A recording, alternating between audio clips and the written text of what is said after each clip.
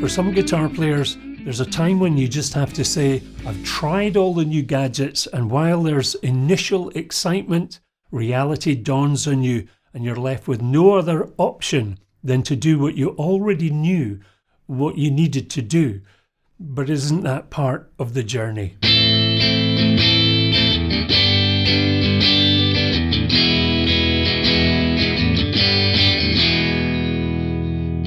Hello viewer, my name's Stu. Please do check out the rest of my channel as it covers my return back to playing and recording guitar after a 40-year break. Now, within a short period of time regarding my coming back to playing and recording guitar, I would soon be perplexed in the search to get that edge of breakup or valve crunch overdrive tone, and also get that tight, punchy drive tone.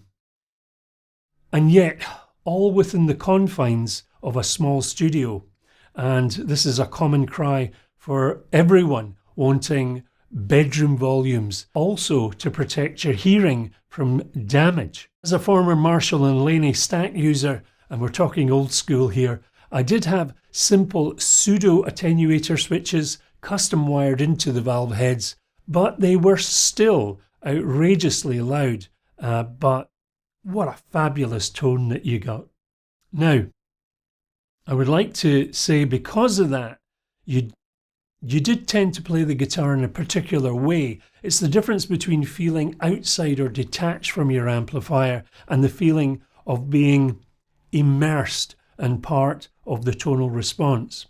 On top of that, you also had to learn to control your playing and hone technique because every error was really magnified.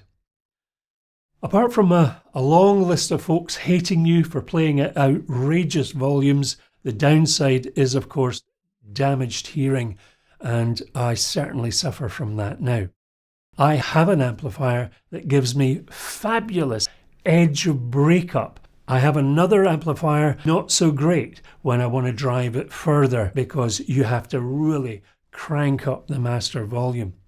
So valve amplifiers are designed to work hard. Hitting their sweet spot means ear-splitting volume, which leaves you with two choices if you want to hit that sweet spot. You build a soundproof box or room where you can have a suitable guitar cabinet mic'd up. In a separate control room, you have the amplifier or amplifiers, or use an attenuator or load box, which allows you to drive that amplifier and keep the volume in check.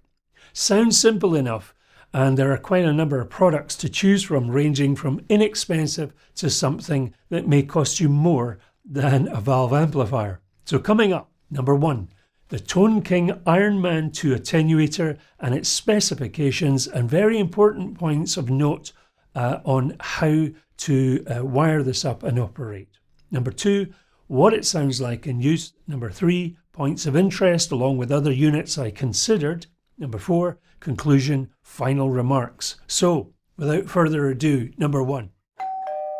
The doorbell rang, and this time we have a smaller box delivered than usual, very sturdy, and inside good strong foam protection we have the Tone King Ironman 2 Precision Compensated Power Attenuator. Along with the unit you get a 12-volt power supply, a foot switch and cable, and a set of heavy-duty rubber feet to replace the smaller ones that are already fitted.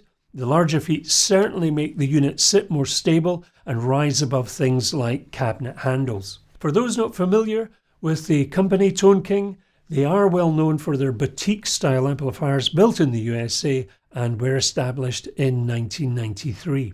So first off, this weighs approximately 15 pounds and feels really substantial. It is a heavy duty unit. Looking at the front panel from left to right, we have the presence switch. The presence switch provides subtle control of brightness and compression. 3 settings are provided: 0 dB, brightest setting, 3 dB and 6 dB, the darkest setting. I have to say they are indeed subtle. The attenuate control or bypass, with the attenuator knob set to the far right, 0 dB, while in solo mode, so the solo switch is off. This allows you to bypass the attenuator and just use your amplifier as normal. With the solo switch on, the attenuation knob is now active. Now, an important note, do not toggle the solo on-off switch while playing through the amplifier. First of all, dampen the strings of the guitar first, then toggle the switch. Using the range switch, a maximum possible attenuation is minus 38 dB. At the setting, you can safely unplug the speaker and use the Ironman 2 as a dummy load. Setting impedance levels is very important. The amplifier, not exceeding 100 watts, should be set to the correct impedance. The speaker impedance also needs set. In this case, again, this is 8 ohms. An important note, you must use standard speaker cable. The shorter the cable, the better. Do not use guitar leads. Line out. This provides a line level that can be used to drive another amplifier, mixing board, etc. The DI output, this is a cab simulated XLR balance output, which you can send to a PA system or an in-studio setup. There's a ground lift switch to help avoid ground loops when connected to audio interfaces or mixing desks. If connecting, then start out with a switch in the lift position. Alongside this is the axis switch, which simulates mic placement on the center of the speaker or the cone edge. Cone offers more top end than edge. The level switch provides either minus 10 or minus 30 dB for a proper level matching when connected to an audio interface or mixing desk. So number 2, how does it sound? Okay, I'm going to give a general demonstration of 2 valve amplifiers I use in the studio. The first is a Bad Cat Black Cat, which already has dynamic tone when it comes to either clean sound or an edge of breakup sound without excessive volume needed. So that test will be to see if I can push the master volume further to get a richer depth of tone, yet use the attenuator to keep the volume in check for studio home use. The second amplifier is the Marshall SV20H Studio Vintage Plexi 20 watt valve amp head. This amplifier has a built-in power reduction switch, bringing the amp down from 20 watts to 5 watts.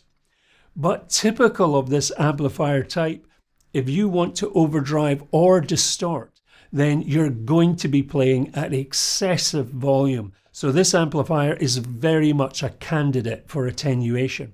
Now, in both cases, I'm not trying to dial in a tone that I'd like to use, because dialing in a tone is a personal preference to yourself, and there are various considerations such as what pickups are in the guitar, to name just one thing that will have a real bearing on the tone. So starting with the Black Cat, and no attenuator, amplifier only, set for an edge of breakup at studio home use volume.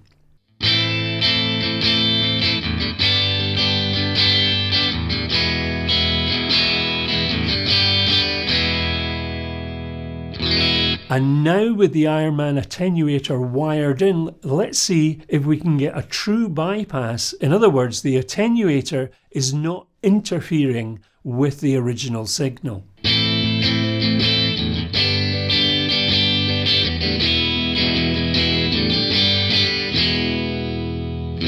And now I begin to adjust the master volume and the attenuation to suit, noting that I already know where the sweet spots are for my needs and depending on what guitars I use. And I'm just demonstrating what the attenuator is doing to the volume and tone of the Black Cat.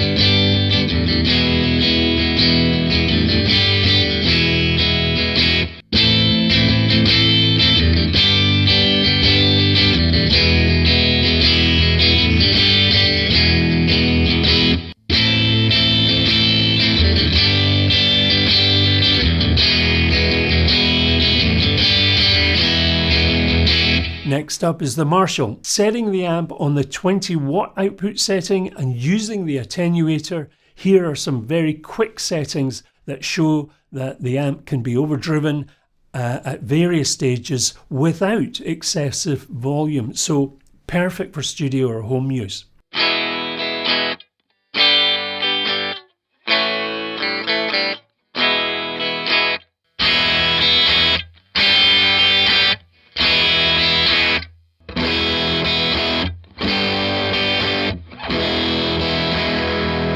Again, I'm not trying to dial in my preferred tones. On that note, I will be reviewing this amplifier in the next video, so more on that to come. So number 3, points of interest, along with some other units I considered. In regard to attenuators load boxes, there are a good number of units to choose from, such as the Suhr reactive load box, the Bugera Power Soak, the Harley Benton attenuator, the Boss Waza Craft TAE, the 2 Notes Torpedo Captor X, the Kosh LB 120, and the Universal Audio Aux, a very popular one that. And there are quite a few others, along with some favourites that are now discontinued, which you can pick up on the used market. So how do you choose one? Without a doubt, you don't need to spend a lot if you're looking for a straightforward load box, and for those into electronics, you already know that you can cobble something together for really not a lot of outlay. However, like any topic, all things are not always equal, and it depends on your needs. For me, I wanted something that was high quality, heavy duty, something designed to handle the heat and overall stress of high voltage operating valve amplifiers, something backed by an excellent warranty, and yet simple to use with minimal extras such as cab simulations and phone apps and various other digital features. My choice had to be able to handle up to 100 watt amplifiers, and another important consideration would be that the attenuator should not alter the original tonal quality of my amplifiers, or at least certainly not alter the tone in a negative way to me. So number 4, conclusion and final thoughts. As always, no one paid me to mention any of the products shown, just my opinions. This unit is well made and it's simple to use, and it does come with a 5-year warranty. Valve amplifiers, generally speaking, can be really expensive. There's a lot of power and heat buzzing around in there, and feeling confident that the unit that you purchased will not damage your amp, I would have to say, is really important. The other consideration also being some of these units will alter the tone of your amplifier, and for some folks that's going to be unacceptable. As mentioned, I do have an amplifier here in the studio that the Tone King is most definitely needed for, and I'll be doing a video on that, so stay tuned. I hope you've enjoyed this video and perhaps it's been helpful for some. So do think about subscribing, hit the bell to get notifications, like and share, as it always helps the channel, and I do appreciate that. Do check out my channel playlist, which covers my journey back to playing and recording guitar after a 40-year break. Lots of equipment reviews as I seek out the gear I would use in recording.